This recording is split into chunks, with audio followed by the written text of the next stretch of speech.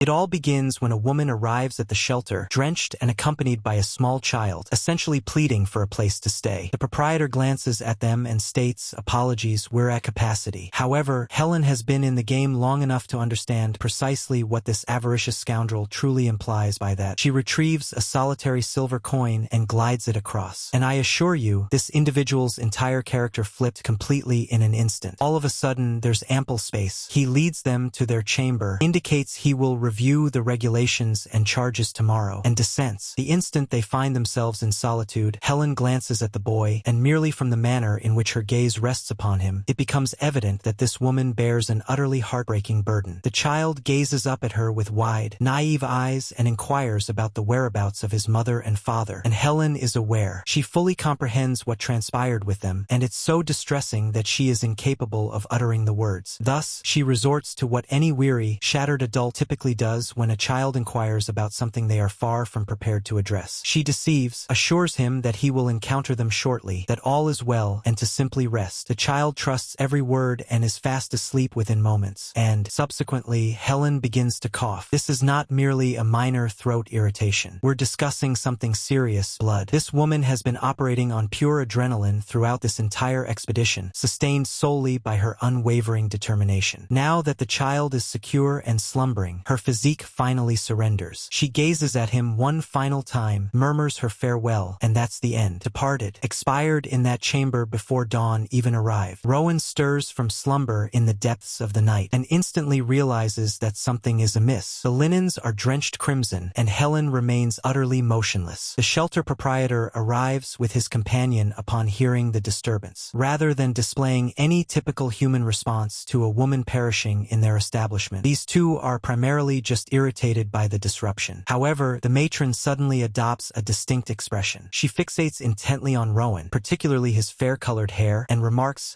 doesn't he resemble Pauline? Just then, Pauline enters, sporting identical hair and similar traits. These two could convincingly be mistaken for mother and son without a single person doubting it for an instant. So, this scheming woman devises a scheme on the fly and informs Pauline, "Congratulations, he's now under your charge." And everyone, there is an important detail you ought to be aware of regarding this refuge. Document. It's this benevolent philanthropic institution providing cozy accommodations for individuals without a place to stay, supported by contributions and public funding. Extremely commendable, incredibly uplifting. In truth, it's a blatant profit extraction device that exploits vulnerable individuals, particularly youth, disguised as obligatory charges. Thus, Pauline and Rowan, this fresh counterfeit mother-son pair, is dispatched daily to solicit on the streets merely to afford the luxury of resting there. Pauline presents herself and inquires about the boy's name. He remains silent, his thoughts still trapped in that room, fixated on those blood-stained sheets, grappling with the realization that yet another individual has disappeared from his life. Pauline glances at his expression and comprehends instantly. Consequently, she sits beside him and begins to converse. She expresses that while she is unaware of all he has endured, the past lies behind him now. What truly counts is the future that lies ahead. Maintain an optimistic outlook, continue striving, and joy will ultimately make its way to him. Subsequently, she extends her hand. Rowan accepts it without a moment's pause. He assumes the part of her offspring. They navigate the avenues side by side, and what began as mere existence gradually transformed into something entirely genuine. Pauline shielded him from the tormentors, positioning herself between him and all the harshness the streets had to present, and ensured that even during the most challenging days, he never experienced genuine solitude. 5 years vanish in an instant. Rowan is now 8 years old. As the pair sits side by side one evening, they contemplate the entirety of their journey, the arduous days, the toil, and the distance they've truly traveled. However, Rowan had overheard a whisper that morning which had weighed heavily on his heart throughout the day. He inquires about it, still grinning, attempting to remain nonchalant. She affirms and reveals to him how an aristocratic family has extended an authentic maid role to her, complete with genuine compensation, a proper shelter, and a tangible future. Rowan expresses his joy for her, assuring her that she will be remarkable, and he sincerely stands by every single phrase. Yet even as he utters the words, his gaze is already betraying him, and before he can intervene in any way, the tears are simply streaming down. First, it was his parents, then Helen, and now Pauline. All those he has ever cherished have departed. And even though this occasion is for a truly positive reason, his heart struggles to distinguish between being abandoned and merely being abandoned. Pauline observes everything etched upon his countenance and draws him near. Then she imparts a lesson he will bear for eternity. Solitude isn't defined by the presence of others around you. You are only genuinely isolated if your heart feels devoid. However, as long as you cherish the individuals you adore, preserve their memory, and sense the depth of their affection for you, they never truly depart. Thus, whenever the solitude begins to encroach, she suggests, simply shut your eyes, place your hand upon your chest, and pay attention. She will be right there. Fast forward a few hours, Pauline has departed, and now our protagonist finds himself solitary in the heart of the forest under the night sky, contemplating her words. Consequently, he acts precisely as she instructed. Lids shut, with his palm placed over his chest, simply attuning his ears. And then something outrageous occurs. Manus begins to spiral around him unexpectedly. His eyelids remain closed, yet abruptly he perceives not merely the foliage and the shadows, but all things, as if the entire universe became clear simultaneously. And within that glimpse, he senses their presence, his mother and father, Helen, Pauline, each individual he has ever cherished, glowing vividly and near, as if they had existed within him all along, merely biding their time until he would finally gaze. As the years pass following Pauline's departure, Rowan has received no communication from her whatsoever. He reassures himself that she is likely merely overwhelmed, adapting to the aristocratic lifestyle, a fresh position, unfamiliar regulations, and an entirely altered existence. He hopes she is faring well and concludes it there. What more can he possibly do? In the interim, he has reverted to his familiar routine of soliciting, now alone, akin to every other child at Tung Tung. However, Rowan excels in this, unsettlingly proficient. The director observed quite early on that this youngster generates more money than anyone else in the entire operation. Consequently, he is elevated to Zone 1, a prime location, boasting the highest foot traffic and the shelter's equivalent of a corner office, offering a superior position and enhanced treatment. And that's where he encounters Blake. Blake oversees Zone 1. As soon as he learned about Rowan's history, the deceased guardians, Helen, everything, he embraced the child with open arms, affectionate, consistently appearing at the perfect time, and with no hidden agenda. To the best of Rowan's knowledge, Blake is indeed the individual who ultimately identified what Rowan had been perceiving since that evening in the forest. Those whirling formations of illumination weren't a sign of his insanity. They were magical essence. I trust that you are all familiar with what magical essence entails. Therefore, I'll bypass the tedious specifics. The setting transitions, and our young lad positioned at his customary place, a pail before him, is engaged in his activity. A few pedestrians drop in some change, and he expresses his appreciation with heartfelt sincerity, devoid of the insincere, theatrical gratitude often displayed by beggars, but the genuine type that truly enables individuals to feel positive about themselves. A collective of women strolls by and instantly finds it impossible to resist the cuteness of this little one. Coins undoubtedly dominate that container, yet Rowan is only partially engaged. The remaining portion of his mind is discreetly conducting experiments. He has been endeavoring to observe both the tangible realm and the mana coursing through it, simultaneously, akin to maintaining two entirely distinct perspectives in sharp focus. The sort of situation that induces a headache merely at the thought of it. Yet today something aligns. He accomplishes it, both dimensions vividly clear at the same moment. He allows himself a brief smile regarding it, as it truly was challenging. The drawback is felt instantly. Maintaining both perspectives simultaneously leaves him feeling lightheaded and exhausted. Gradual progress. Blake stops by, notices the completely brimming container, and raises an eyebrow. Rowan sidesteps with the modest vagrant act. It's genuinely the benevolence of others, not my own. Blake isn't entirely convinced, yet values the perspective. He issues a caution prior to departing. Achievement fosters envy. Therefore, if anything seems amiss, no matter how minor, Rowan ought to reach out to him without delay. A final gesture of farewell, and he disappears. However, there's a crucial point to consider. Something already seemed amiss, yet Rowan remained silent about it. Yesterday, he noticed two individuals within the throng. There was nothing extraordinary about their appearance, yet their aura, incredibly luminous and pristine, distilled to the same extent as Blake's, yet in some way even more so. They observed him and then simply disappeared, not by strolling away, but by leaping effortlessly over structures, vanished in the span of a single blink. Rowan contemplates this in his mind. They didn't seem overtly menacing, but they certainly weren't coincidental. He resolves to keep both the observation and his manavision skill to himself for the time being. Knowledge is essentially the sole advantage a homeless 8-year-old possesses. He's not about to relinquish it without compensation. His container is filled, so he gathers his belongings and returns to the base camp for a substitute. Ordinary stroll. Should be inconsequential. Only midway down the avenue, he encounters them once more. Not merely to this occasion. Numerous of them dispersed, situated situated in the obscurity. And this time they're not holding back. They're advancing alongside him, reducing the gap. One positioned behind him, one situated at his side, sufficiently organized to elucidate unequivocally. This is not a happenstance. Rowan is 8 years old, entirely solitary, and being pursued by several exceptionally skilled mana practitioners along an urban thoroughfare. His heartbeat accelerates significantly. Ideas begin to splinter. His sole task is to reach the base camp. Simply arrive at the destination. The gateway is nearby. He merely needs to. Suddenly, he perceives a recognizable voice. Blake bursts onto the scene. This individual is traveling at velocities that should not be permissible. Traversing terrain akin to physics is merely a vague recommendation to him. He lifts Rowan effortlessly without pausing his pace, ascends from the earth, and abruptly they find themselves atop a building. Subsequently, the following one. Subsequently, the next. The individuals beneath are maintaining their pace, as one would naturally expect. Blake shifts into a higher gear and yells at Rowan above the howl of the wind to cling on firmly and, crucially, not to let a single coin slip. They require sustenance for the evening. Rowan remains silent. Blake casts a look downward, anticipating a thoroughly frightened child. Conversely, Rowan possesses this entirely empty thousand-yard stare. Blake surmises that he has become catatonic due to terror, brings them back to the refuge, places him gently and guides him through the process. You are secure. It's fine. Proceed indoors. Rowan enters the room. Blake observes, somewhat perplexed, yet Rowan was not paralyzed by terror in the slightest. His mind had just exploded. The complete pursuit being launched through the atmosphere, observing Blake operate at peak capacity had gifted him with something truly invaluable. For the inaugural occasion, he was able to perceive precisely how mana circulates within a human physique during motion. Not in theory, but in sight. He observed it unfold in real time. How concentrated mana rushes into the legs prior to a leap. How it inundates the arms when power is required. And how many exact discharges it truly requires to bridge a rooftop chasm. He enumerated them. He recorded each and every one. Now solitary and secure within, he resolves to ascertain if he truly comprehended what he observed. He inhales deeply, extracting the mana from the atmosphere, commences disseminating it throughout his physique, sensing where it traverses effortlessly and where it encounters resistance. Subsequently, he begins to compress it, drawing it in, preparing it meticulously. And let me tell you, this young lad was not meant to experiment with any of this just yet. Yet this is precisely how you recognize he is the genuine article. Now that our lad has grasped the fundamentals, it is only logical that he is eager to test it. However, before he could take any action, all the other homeless children began to return to the refuge, entirely unaware of the reason for their summons. Subsequently, Rowan's upperclassman arrives and essentially instructs everyone to relax. Nothing significant, merely a few area leaders conducting an evaluation. Proceed to your chambers and maintain silence. However, there is one stipulation. Rowan, and more precisely, they instruct him to gather his belongings as he is being transferred. The serene young fellow trails his elder through the refuge, maintaining a few paces behind as is his customary practice. When unexpectedly his superior halts to engage in a confidential discussion with this towering individual, Rowan is situated too distantly to catch any of the dialogue. However, he suddenly conceives the notion, what if he directed his mana into his ears? Thus, he attempts it and voila, it genuinely functions. Pristine sound clarity from across the space, as if he has merely inserted AirPods. It appears they are discussing him. Allegedly, he is being relocated from the dormitories to the main facility. Even his upperclassman is clueless about the reason. However, his best hypothesis is that the director simply has a fondness for the young man. And honestly, can you blame him? The guy seems to be rather attractive for someone from a shelter. Additionally, after all the chaos that transpired in Zone 1, with those suspicious individuals trailing him, it seems logical to place him in a more secure environment. His upperclassman suspects those men might be affiliated with something referred to as the Union. We are still uncertain what that entails, but the way they mentioned it clearly indicates it's significant. Robert quickly makes the connections. Those were the individuals pursuing him earlier today. Then the imposing figure gestures for Rowan to come over, and they advance further into the primary structure until they approach a woman named Amy, positioned at the front desk. The towering individual essentially states, "This is your acquaintance now," greet them, and then departs, leading to an uncomfortable silence. Amy interrupts the moment by inquiring about his age. Rowan replies that he is 10, then nonchalantly reveals that he cannot read or write and has never had the opportunity to learn. Amy isn't even taken aback. She simply responds with, "Yeah, I suspected you were from the dorms." She informs him that starting tomorrow, she will educate him on everything, so he can refer to her as either teacher or big sister when they're being informal. Then, For the first time, she examines him closely and remarks, "Wow, you're actually quite attractive for a dorm kid. This is so unfair." This young child is charming attractive individuals effortlessly. Rowan, entirely unfazed, simply inquires, "Why should I even bother learning to read?" Amy feels slightly irritated that he is unaware of the reason for his presence, but she clarifies it for him. Literary events are essentially these elegant assemblies occasionally organized by writers, occasionally by aristocrats, where a child recites to an assembly of distinguished individuals. It's a significant matter in elite social circles. This time, Rowan is set to showcase his talents at one of the shelter's major patron gatherings. If he excels, he could potentially be selected for an exclusive reading. And individual sessions, that's essentially the expedited route to being adopted. Patrons select their preferred candidates in that manner for a child who currently cannot read at all, though absolutely no stress. Following this entire information overload, Rowan merely remains there, and the guy shows no response. Amy sincerely has no idea how to interpret his behavior. Nevertheless, she offers him a gentle tap on the crown and instructs him to accompany her. She reveals his new chamber and acquaints him with the other children. And as she departs, Rowan begins to arrange his belongings in his own private wardrobe, a luxury he has never experienced before. At that moment, one of the lads approaches, gazing at him as though he has just encountered a mythical creature. Truly astonished that this guy emerged from the dormitories, yet intrigued as well. He presents himself as Theo and proceeds through the roster. The blonde young woman is Noah, the boy in the center is Hayden, and the reserved girl standing apart is Lily. Theo delivers the inaugural address. No harassment here, no further soliciting on the streets. The children in this space manage the library by arranging books, assisting visitors, and ensuring smooth operations. Now that Rowan is a member of the team, they are truly delighted to include him. Subsequently that evening, Rowan is reclining in bed, and his mind simply refuses to quiet down. He continues to ponder over literature, contemplating how nearly every piece of information anyone could ever desire to learn is likely housed within the pages of a book. He contemplates Pauline, who consistently asserted that literature was the finest gift one could offer an inquisitive child. Merely contemplating her fills him with a profound, serene appreciation. Shift to the library, Area 1. Rowan has been diligently working on his reading exercises, and Amy instructs him to bring along everything he has perused that day. He places a hefty pile of books on the table, and she begins listing all the titles. She then halts and examines each individual title on this compilation as a fable. She instructs him to progress to Zone 2, the section for adults, and offers sincere commendation for how quickly he's grasping this. Rowan is exhilarated. Section 2, Literature for Grown-ups. He's nearly power walking in that direction. He begins perusing the shelves, and truthfully, each volume appears captivating. He yearns to devour them all at once, but then one particular title halts him abruptly. The emergence of the Grafton Kingdom within the Confederation. The Confederation. He has encountered that term previously from grown-ups in muted whispers. He unfolds it, and the initial thing that captures his attention is a complete cartographic representation of the continent. Evidently, an area known as Grafton triumphed in a significant conflict many years prior. Subsequently, the entire realm underwent a transformation. One empire, 6 autonomous territories. In order to guarantee that warfare would never occur again, the monarch established an entity known as the Union, operating for more than 2 centuries. Guardians of peace, the so-called heroes. Now Rowan is perplexed. If the Union represents the heroes, why did Blake flee from them as if his existence hinged on it? His initial hypothesis might suggest that the Union imposes strict measures against panhandling, and Blake was apprehensive about facing repercussions. However, this reasoning is inconsistent as Blake maintained a completely ordinary rapport with the community overseers. That hypothesis is obsolete. Then a more ominous idea sneaks in. What if the refuge and the Union are not on favorable terms? Additionally, he wonders why the shelter is concealing the occurrences of that day. Therefore, several days pass, and Rowan has genuinely adapted to his new schedule quite effortlessly. His entire schedule primarily consists of arriving at the library, engaging in some minor tidying up, and cunningly employing mana to facilitate the physical labor, making it somewhat less arduous for himself. Now, here lies the matter. During his time dwelling on the streets, harnessing mana necessitated that he remain entirely motionless, akin to meditating for his very existence. However, now the guy is effortlessly channeling mana while strolling and perusing simultaneously. That's quite the impressive transformation. The sole concern is that his mana consistently disperses rather than accumulating as intended, which is quite frustrating. However, Rowan isn't the kind to fret about it excessively. One step at a time. Subsequently, one day, all the children are gathered in the primary corridor. The assistant director and Amy are at the forefront. front. Without engaging in any casual conversation, the vice director begins to announce names for the upcoming reading event. Theo, Lily, and Noah are all on board. Great. However, when she reaches Rowan's name, she genuinely hesitates. Because let's face it, this child has just completed the fairy tale segment. Therefore, placing him before significant guests seems like a bit of a reach. But in that moment, she truly gazed at him and considered, alright, indeed, this young man is undeniably too attractive to be relegated to the background. His visage alone would enhance the occasion significantly. Thus, rather than having him read, she informed him that he would merely be a spectator this time. Absorb the ambience, grasp the essence. The children who were not selected were casting him wary glances, whispering about the injustice of the newcomer, who had scarcely completed fairy tales, securing a position solely due to his appearance. On the day of the occasion, Rowan arrived in his elegant attire. The entire room did a double take. Theo promptly showered him with praise. Rowan reciprocated the gesture. Subsequently, Amy escorted him to his designated spot. As soon as everyone was comfortable, there was a rap at the door and the esteemed guests began to arrive. Suddenly, one of the visitors came to a complete halt. She identified him. This lady had encountered Rowan previously, when he was outside on the pavement soliciting in the frigid weather. Even at that moment, she had been utterly captivated by how remarkable he appeared for a homeless youth. Rowan acknowledged her as well and promptly expressed his gratitude for the financial support she had provided him previously. Her name was Caroline, and she had already been his most ardent admirer before she even entered the room. She instantly began exclaiming to the vice director, recounting how she had noticed this striking young man at an intersection the previous winter. And now, here he stood, somehow appearing even more captivating than before. When the vice director nonchalantly noted that Rowan had recently acquired the ability to read, Caroline became ecstatic. She insisted that he read something immediately, right at that moment. The assistant director attempted to clarify that his purpose was solely to watch. Caroline appeared noticeably disheartened. However, noticing the excitement building among the attendees, the assistant director relented and instructed Rowan to recite the final chapter. What transpired subsequently, no one was truly equipped for. As soon as Rowan parted his lips, the entire chamber fell silent. His voice possessed a certain cadence, sleek, comforting, nearly entrancing. The females in the crowd were finished, eyes becoming teary, lips being nibbled, hearts pulsating slightly quicker than usual. As he concluded the segment, the room essentially burst forth with praise. Every kind remark imaginable, these women were showering upon him, and Rowan remained modest, attributing all the praise to the associate director and asserting that none of it would have been achievable without her, which endeared him even further to the women. Caroline promptly declared that she would return the following day to listen to him read again. The associate director readily agreed without a moment's hesitation. Subsequently that afternoon, Rowan has returned to the library, engaging in his activity, perusing the stacks, but this time particularly seeking literature focused on the integration of mana with bodily motion. He's immersed in his exploration. Rowan feels Blake approach stealthily from behind. Blake casts a quick look at the volume in Rowan's grip and lifts an eyebrow, as the book Rowan is holding discusses the joys of existence. Rowan whirls around, feigning an overly dramatic startled response, as if Blake had frightened him to his core. In reality, he had anticipated Blake's arrival from quite a distance. Blake had come over to commend him for the literary event. News spread quickly, and Blake was truly disappointed that he had overlooked it. Rowan advised him not to worry. He understands that Blake is out here managing real obligations. Then, Rowan inquires whether there are any developments regarding the labor union matters. Blake remarks that those individuals are stirring up issues once more, but he intends to address them in conjunction with the administrators. Rowan promptly assures him of his complete trust in his abilities. Those union members are going to receive precisely what they deserve, and truthfully, that resonated differently coming from Rowan. The child simply possessed that influence over individuals. Blake sensed it. Blake notes that he likely won't be able to attend tomorrow's reading either, which is unfortunate. Rowan advises him to remain calm. There will be numerous additional opportunities. Then, Rowan expresses a sentiment that surprises Blake somewhat, revealing that his primary concern is for Blake's well-being above all else. As a cautionary note, Blake reciprocates with well wishes for Rowan's good fortune. As he exits, he gestures towards the volume still grasped by Rowan and suggests that he should certainly explore that particular book following the reading sessions. Naturally. Subsequently, he has departed. Rowan remains solitary in the tranquil library, simply contemplating his. Truly intrigued by how a confrontation between two individuals who have truly perfected mana manipulation would unfold. However, beyond that, he seeks to understand his current position. What is his true standing? Is it even possible for him to measure up to someone like Blake? He begins channeling mana throughout his physique merely to gain an understanding of it and then inadvertently tears the book entirely in two. The mana surged directly into his grasp, significantly amplifying his power without any prior indication. Rowan gazes at the two sections of the book he holds and remarks, "Well, that resolves that inquiry." We transition to Rowan being called to the deputy director's office, and the man enters completely unaware of what is about to unfold. The deputy director seated there, evidently grappling with how to initiate this dialogue, and then everything is revealed. It appears our lad has utterly rendered every other reader insignificant. Every single noblewoman who has participated in one of his sessions now declines to heed anyone else. These women have been pursuing the vice director so relentlessly that she is genuinely developing stress-induced gray hairs before our eyes. Now, she finds herself in an immensely uncomfortable situation, having to face a young individual and essentially plead for him to shoulder her entire enterprise. Rowan remains unfazed, refraining from bargaining or requesting anything in return. He simply gazes at her and replies, "Of course, I'll take care of it." However, a twist unfolds. The assistant director steps forward and delivers the significant special announcement, and everyone is already instinctively inserting Rowan's name in their minds. Instead, she contacts Theo. The entire room comes to an abrupt standstill. Theo himself begins to stammer as he truly cannot comprehend that he was chosen. The deputy director commends him and bids him farewell. And even Theo, the kind-hearted and modest Theo, gently escorts Rowan to the side prior to his departure and says, "My friend, your comprehension is on an entirely different tier. You're heading towards something extraordinary, which is truly heartening, yet simultaneously reinforces the notion that everyone in the establishment is fully aware of what is transpiring here." Rowan observes him stroll away and experiences a slight ache in his heart, not envy, but rather a sense of impending loss for the individual. However, that sensation lasts roughly half a minute before Rowan returns to the reading room, utterly ravaging these esteemed ladies with his voice once more. And regarding transitions, the deputy director takes him aside once more to convey the update that he is now tasked with dual responsibilities. Morning and afternoon periods. She evidently feels remorseful about it. It is visible on her countenance, yet the request has spiraled entirely out of control. At this point, most individuals would begin bargaining or at least expressing some discontent. However, Robert perceives it as a chance, truly appreciates that individuals are so eager to listen to him. The sole request he makes is for brief intermissions between sessions, as the emotional exertion exhausts him each time. The associate director, who is unable to refuse this young boy, consents without hesitation, merely advising him to refrain from straying beyond the backyard. Robert captures the breeze and ventures outdoors. The moment he finds a bit of tranquility, he immediately resumes his male studies. He's rapidly reviewing all the material he perused in that manual, commencing with concentrating energy on particular areas, muscles, joints, and bones, and then gradually allowing it to permeate his entire being like a surge. And here's the crucial insight he's discovered. Mana does not react to idle contemplation. It requires a definitive directive to accompany it. Genuine determination, not merely a courteous hint. When he executes it flawlessly, his entire form ignites. As it diminishes, he continues to strike this barrier with his focus. Furthermore, he remains uncertain if the issue lies with his method or if there is a more profound concern with his physique. However, he is not hastening the process. He prefers to establish a solid groundwork instead of exhausting himself as he has observed others do. That notion transports him back to the recollection of Blake physically needing to bear him to the refuge due to his legs collapsing entirely. He surmises that the labor union members likely grew weary of pursuing him eventually, which alleviates at least one concern from his agenda. However, another issue has been subtly troubling him. He has observed that even individuals proficient in mana can exhaust themselves entirely if they exert themselves excessively, which stimulates his thoughts. What if there exists a method to access accumulated mana? Or even more intriguingly, to draw upon the surrounding mana that permeates the environment and utilize it as if it were one's own? Then, a realization strikes him. He has essentially been practicing this already. When he directs mana through his voice and sends it forth, that is fundamentally the same principle. If he can discover how to mold external mana in the same manner he manipulates his own, the limitations on his capabilities are virtually non-existent. He continues to prod the hypothesis in the garden. Furthermore, then came the epiphany. A solitary leaf rises from the earth and simply floats in midair, suspended effortlessly, completely motionless, yet somehow the most astonishing sight Rowan has ever witnessed. Our young protagonist has just created something remarkable. Transitioning to the upcoming special announcement for readers. This time, it's Lily. The audience bursts into applause. The vice director performs her customary send-off, a familiar practice. However, Lily remains stationary. She is standing there utterly bewildered, gazing at Rowan, clearly clearly attempting to muster the bravery to utter anything at all. She begins to falter, and it becomes exceedingly clear that this young woman is on the verge of revealing something. Yet, prior to her being able to express a single intelligible word, the other children in the space begin to converse loudly about their astonishment that Rowan has been overlooked once more. By now, they've all calculated the situation. The individual is a financial boon, the deputy director is aware of it, and she's intentionally retaining him here. The entire room erupts in discussion, and Lily's whole experience is completely obliterated. Rowan, realizing she uttered something, pivots to her and requests that she reiterate it. Lily, having entirely missed her opportunity, simply strolls away in tears. In the meantime, Rowan has already transitioned mentally. His mind is engaging in its usual behavior, racing off to an entirely different realm. He is contemplating how each exceptional reader ultimately finds themselves matched with a nurturing family, signifying a departure from the shelter, fresh surroundings, unfamiliar faces, and novel experiences. Above all, it means greater exposure to the world, increased opportunities for learning, and additional information on mana preservation. The intrigue is truly gnawing at him now. The following day, during recess, he returns to the garden to perform the leaf levitation once more, and it's distinctly simpler this time. Repetition is proving beneficial. Suddenly, without any warning, he notices a violet mana path in the vicinity and observes a man attempting to sneak onto the premises of the shelter. Robert identifies him. It's the imposing figure who originally escorted him to the primary facility long ago, and then the towering figure simply collapses. His essence flickers away like an extinguished flame. The individual hurries over promptly, and the pair begins conversing in urgent, muted tones. Robert perceives just enough to discern a single term: alliance. Prior to being able to even start comprehending what he has just observed, an individual discreetly urges him to return indoors, behave entirely ordinarily, and feign ignorance. Robert re-enters, still partially paralyzed, replaying the recent events in his mind and arriving at no conclusions whatsoever. Subsequently, matters become more peculiar. The afternoon reading period is called off, and all the children are instructed to proceed directly to their bedrooms. Everyone is bewildered, questioning what on earth is happening. Prior to anyone being able to discern anything, Amy arrived to seek out our son and instructed him to gather his belongings, as he is the distinguished reader for today. Thus, we return to Rowan preparing, and already something seems amiss. Amy's whole demeanor has taken a drastic turn. That comforting, recognizable atmosphere she typically shares with him has vanished. She's distant, unyielding, and earnest, leaving him feeling unsettled in a manner he can't fully dispel. He is still pondering those two individuals from earlier, along with the entire reference to the union, and his intuition is insisting that everything is intertwined with the reason the afternoon meeting was called off without any clarification. He steps outside and discovers Amy already awaiting him, attired and prepared to leave, and without any preliminary conversation, she casts a look at his attire, and there's a subtle glimmer across her visage, as if she nearly voiced something, yet she simply instructs him to accompany her and begins to stroll. Rowan inquires whether he is being brought to Caroline, which would genuinely have been an ideal outcome. Amy remains silent, merely continuing to walk. In some way, that's more disheartening than a rejection. He realizes they remain in the same place. Instead, they proceed toward a location referred to as the Annex, an entirely distinct aid facility. As soon as Rowan catches sight of it, his entire body tenses up. The locale is dim, stifling, and exuding sheer negative energy, and this isn't merely an impression. He can genuinely perceive it. The essence within that structure is off. Each individual present bears a burdensome weight, something questionable. The large fellow guides him in as though time is of the essence. Rowan casts a final glance at Amy's visage before they pass through the threshold, and he instantly perceives that something is amiss. Indeed, this location feels extremely suspicious, lacking any windows and dimmer than anticipated. In that moment, Rowan resolves silently to maintain his vigilance without faltering even for an instant. He promptly taps into his mana perception and soon discerns the vice director's voice resonating from further within the structure. They usher him into a chamber that resembles not so much a space but rather a ceremonial platform, and before he can even assess the circumstances, he is instructed to take a seat and peruse. Rowan identifies the particular volume he desires him to focus on, and subsequently his gaze wanders to the enormous chasm in the middle of the chamber, this profound dark void that plunges far deeper than it ought to. He gazes at it, and then realization dawns on him. This is not merely a pit. It is entirely brimming with mana, more than he has ever experienced concentrated in a single location. Dark mana he begins to decipher nonetheless. Lyrical, immersive, the type of excerpt that flawlessly complements the oppressive ambience of the space, and as the phrases escape his lips, he senses it. The shadowy essence in the abyss is reacting, accumulating, and drawing closer to him. The feeling crashes into him like a tidal surge, unrestrained, and his entire reading style becomes more somber, without him even intending to. However, the subsequent issue arises, and this one poses a challenge. The abyss isn't nourishing him. He's nourishing the abyss. His essence is being depleted with each and every utterance, his physique deteriorating progressively with each phrase. He is unable to halt, and he is aware of it. Should he cease at this moment, the refuge becomes vulnerable and the collective intervenes. Thus, he withstands it and promptly begins devising a strategy. Ingest the surrounding elixir and channel the current to safeguard himself. And it genuinely functions. Therefore, our lad is now in complete command. He even experiences a slight sense of alleviation enveloping him. Now he can continue reading without feeling fatigued and utilize his mana perception. The moment any union representatives arrive. Thus, he intentionally prolongs the reading, buying time. However, those who orchestrated this entire arrangement are becoming restless. The ceremony ought to have concluded by this point. They resolve that someone must investigate what is causing the delay. Rowan is already aware of their approach, but then an entirely unforeseen event transpires. Rather than approaching him, the shelter personnel suddenly entered the room and descended below, directly into the abyss. Rowan observes them vanish beneath and wonders what on earth is truly being supplied down there. The scene transitions to the housemaster being struck sharply across the face. The associate director seizes him, and the individual orchestrating the ceremony is enraged, convinced they attempted to abandon the entire undertaking. In the meantime, our lad plunges into the abyss, and his whole existence shatters in that moment. Genuine individuals were offered up for this ceremony. He is still endeavoring to comprehend that atrocity when he observes a recognizable visage among them. Pauline, and subsequently the irate individual from earlier notices Rowan positioned there. Simultaneously, Blake bursts in, seeking explanations with urgency. What accounts for the demise of the director and deputy director? This scoundrel responds that he eliminated them because they attempted to escape. At that moment, they discovered an unusual fruit on the tree. Rama was transported to this location to generate an additional fruit, but the endeavor was unsuccessful, and the reason remains a mystery. Blake appears exasperated, grappling with the situation, and subsequently withdraws his blade from Pauline's corpse. In the meantime, our young lad stood there motionless like a statue, for he now recollects. He had inquired of Blake on one occasion why he never bore a blade. Blake responded that his armament was employed in another location, and it is at this moment that this scoundrel comprehended what transpired, and Bro completely lost his composure. Like he transformed completely into a mob psycho, exhibiting 100% unrestrained fury. Now that our lad has been defeated, thus he takes the initial correct choice, distantly and utterly eliminates the individual beside him. Then he begins to approach Blake, and this fool finally comprehends that he has misjudged the situation, for this 10-year-old emanates a chilling dark presence that is utterly incongruous for someone of his youth. Blake barely had the chance to conclude his brief antagonist soliloquy before Rowan surged at him with a velocity and power that was utterly uncharacteristic of a child. However, the confrontation momentarily halts as Rowan's focus shifts to the tree, the lifeless, dreadful, accursed tree, and he suddenly begins sobbing as he completely breaks down. Subsequently, he injects his own magical energy into the tree and plunges into the recollections ensnared within it, and what he witnesses is harrowing, frightful. Youngsters, powerless individuals, each one has disappeared, and subsequently entombed in all that dread, he perceives something unforeseen, a more mature iteration of himself, akin to an adult Ronin gazing back at him. Prior to being able to comprehend any of that, the recollection sequence abruptly halts. Ronin is abruptly pulled back out, left with an abundance of inquiries rather than solutions, yet a transformation occurred within him. It seems as though he has rekindled a bond with a woman he believed he had lost for all time. Accompanying that sensation is Pauline's voice. He recalled what she had imparted to him regarding how he is only genuinely solitary when his heart is void, that as long as he clings to those he cherished, they never truly depart. That affection isn't something visible, it's an emotion you experience. Although the recollections may diminish over time, the love endures, residing in his heart eternally. And just like that, he reappears. Blake holds a blade against his neck. This arrogant scoundrel informs Ronan that he graciously chose to bide his time while the lad experienced his brief emotional episode, and that he had always recognized Ronan's acuity. His underlings had botched the initial strategy, certainly, but now he is intrigued, so he presents the youth with a decision. Accompany him or meet a silent end at this very moment. Rutan, who has already schemed in his mind that this scoundrel is doomed, inquires about their destination. Blake clarifies that there exists an additional additional farm, another tree. Rutan would care for Blake, would oversee him and formally greet him to the Ludul. Now, if you're curious about what the Ludul entails, it's essentially a sect led by a zealot who believes that sorcery is the solution to transforming the world. Blake is merely a messenger for this individual, a devoted little attendant. That's when Ruan poses the inquiry in the iciest manner conceivable, his gaze utterly devoid of emotion, questioning whether Blake was the individual who constructed the tree. Blake declines. He lacks that level of authority. That's the domain of the high priest. He merely watches. Regardless, Blake has finished speaking. He desires a response. Seriously, did you genuinely need to inquire about that? You took the life of the woman who was essentially his mother, so it's clear that Ruan firmly rejected him. And this scoundrel doesn't squander a single moment and heads directly for the throat. I urge you to truly contemplate this for a moment. This is the same individual who regarded Ruan as a younger sibling. I, for one, anticipated at least a fleeting pause, but no. He unequivocally attempted to take this child's life without a flicker of hesitation. However, Ruan seizes the weapon with just 2 fingers. The external mana manipulation is so meticulous that it sends Blake's mind into a frenzy. Subsequently, Ruan discreetly inquires whether Blake was responsible for Pauline's demise. Blake, maintaining an air of arrogance, questions if Ruan is seeking retribution. Ruan breaks the blade in 2 and informs him that he won't survive to witness the morrow. And observe, that statement is chilling by itself. Yet it resonates differently when you recall. This is a sorrowful 10-year-old who has just lost the dearest figure he had to a maternal figure. Then our lad delivers an enchanted surprise blow, and now the scoundrel is sprawled on the floor. Without uttering another syllable, Ruan severes him in half. Now that he has ultimately completed his task, his perceptions exhilarate as he detects a gathering approaching. Indeed, an entire team arrives, prepared to scour the vicinity and likely evaluate all they encounter. At the forefront is Oscar, the deputy leader of the Union's Faith Division, who recognizes Ruan instantly and gets straight to the point. Is this child employing telekinesis? Ruan blinks as if he has just inquired about something profoundly intimate. Oscar rewords, did the restroom instruct him? You know, that concept, the enchanting elements. Ruan replies negatively. He deduced it on his own. Oscar nearly gasps, as that is truly the most deranged statement he has ever encountered from a child's lips, and he has certainly heard a variety of things, yet the youngster is not fabricating. Oscar is able to discern, which exacerbates the situation significantly. They engage in conversation, and Ruan continues to thoroughly dominate Oscar. He assesses his status merely from his insignia. He nonchalantly shares insights regarding the Faith Division's reconnaissance missions. Subsequently, he demonstrates his psychokinetic capabilities, and one of Oscar's underlings clearly needs to compose themselves as they were unready for that. One of his associates takes Oscar aside to murmur that the tree was cultivated less than 2 years prior, and the binding enchantment has been lifted. However, Oscar observes that any chief priest would have left behind mana remnants, unless it was Father Shaun. In the meantime, Ruan is merely gazing at the tree, at the dwelling, at lilies, silently stewing in the remorse of not being more compassionate towards them when he had the opportunity. He inquires of Oscar how many such trees he has encountered during his expeditions, fundamentally inquiring, how extensive is this? What is the magnitude of this entity? Oscar responds, but his gaze remains fixed on Ruan throughout, as a typical child in this scenario would be unraveling, weeping, trembling, utterly falling apart at the edges. Yet this one, he's distinct. He's concentrated, composed, and already has a clear plan for his next course of action. Ruan requests to become part of the Faith Division. Oscar assumes the child is in disbelief and exceptionally skilled at concealing it, surpassing many adults. Frankly, he informs him that they will conduct a thorough inquiry first, prior to making any determinations, and instructs him to accompany him. As Ruan departs from the entire dismal tableau, the tree, the corpses, the entire bleak setting, his gaze is drawn to something on the lifeless vice director's form, an isolated coin merely resting there, unacknowledged. He slips it into his pocket without missing a beat. Thus, we transition to the exterior of the structure, where one of Oscar's associates is delivering the formal assessment of the damages, and this is the essence of it. The Faith Division emerged completely unharmed. Regarding the casualty figures, there are 13 fatalities from the cult's side and 3 from the sanctuary. Concerning potential suspects, they have reduced it to 2 individuals, and one of those is reportedly Amy.